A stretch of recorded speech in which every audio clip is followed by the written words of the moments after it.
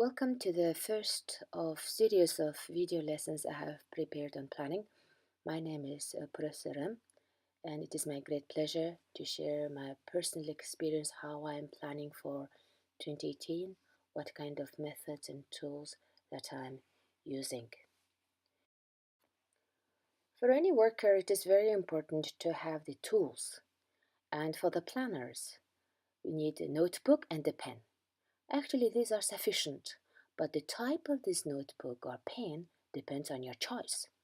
If you really wish the records you are making not to fade in many years to come, you can choose archival pens. For example, I'm using these from Japanese company called Sakura, but it's totally your choice. If you would like to add some color and interest, you can use a simple and affordable choice like Crayola. And I have picked up a white pen from Sakura company as well to do some extra decorations. And I would recommend to use highlighters of different colors and also the tabs to mark the pages. Also, I use post-its as well as decorative washi tapes. These I bought from Golden Pen, a local stationery store, and these I bought from abroad. They have snowflakes and flowers which are suitable for winter or summer themes, but it's totally your choice. And the method I use is very flexible. You can do anything you wish. It is reflective of you. So now I'm showing you the cover page. I put some post-it to put the title. For me, this is a planner for 2018, so I'm going to put that on the first cover page.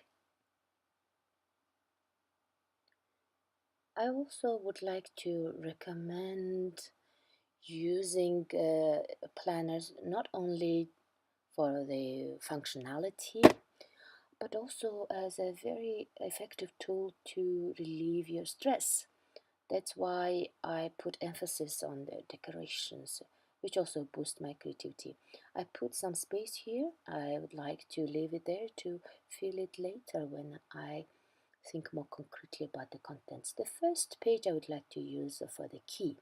So in order to come up with a key, I have been brainstorming different ideas for several months now. I've been planning for 2018 throughout November and December. So the key I would like to write in the shape of a real key. So you can see from here how I'm doing it, but it's also up to you. You don't have to be creative. You don't have to write this way. So now I'm showing you how I'm marking different events, tasks, and meetings. For example, a square would be a task, a circle would be an event, a triangle would be a meeting, a little dot would be a note, and the clock would be deadline, and asterisk would be importance, question would be doubt, a light bulb would be new idea, and also I put a spoon and fork to mark anything related with food. As I'm a woman, I have menstruation every month.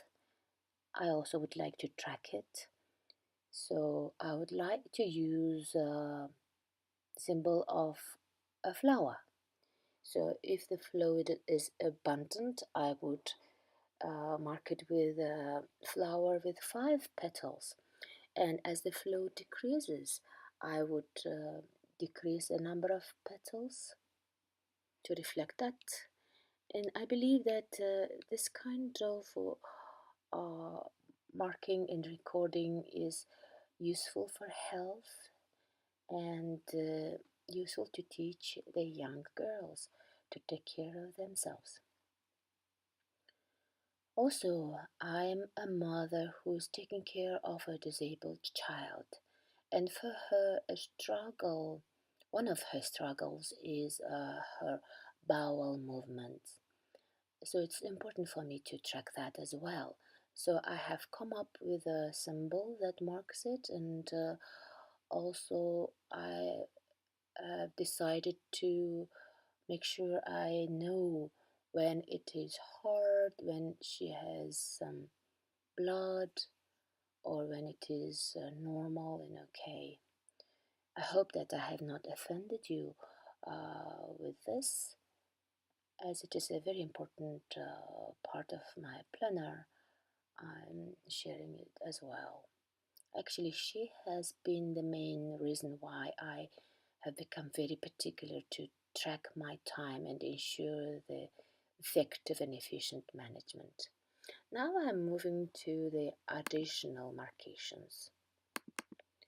The additional markings would be used in addition to the events, tasks, and meetings I've been planning. So if the event happened, I would put a tick in the middle. If it is moved to another date, I will put it as rescheduled or migrated depending on the time and the particular appointment. So I'm borrowing it from the different people who do the bullet journaling. And also, because my daughter requires constant medical care abroad, I travel a lot. So for my travels abroad, I would use an airplane, or for the local travels, I could use the bus or jeep. So in the next page, I would like to use for the title. You can see that in the title, I put here the different numbers. I numbered the pages, the key, additional marks, title, and starting from 1 until 7, I'm showing the calendex and the next planning tools. That will be continued in the next video. Now I'm showing you the color coding I added to the previous page. So you'll see that any scheduled work I am marking with blue, the volunteer works I do, the yellow, my daughter is green, the pink is any projects, any ideas that I'm pursuing. These are unpaid tasks that I would perform. Hopefully some of them would result in some paid jobs. The gray signifies any time that is usually wasted, like waiting in the line or waiting between the flights. So these are the important time slots that I would like to use in my time management. So the rest are showing the festivals and also the work I do for my church and ministry. The reason why I have made this black paper flap is to help me see what kind of colors I used in my code. So in the future planning, for example, now I'm going to show you an example of daily planning.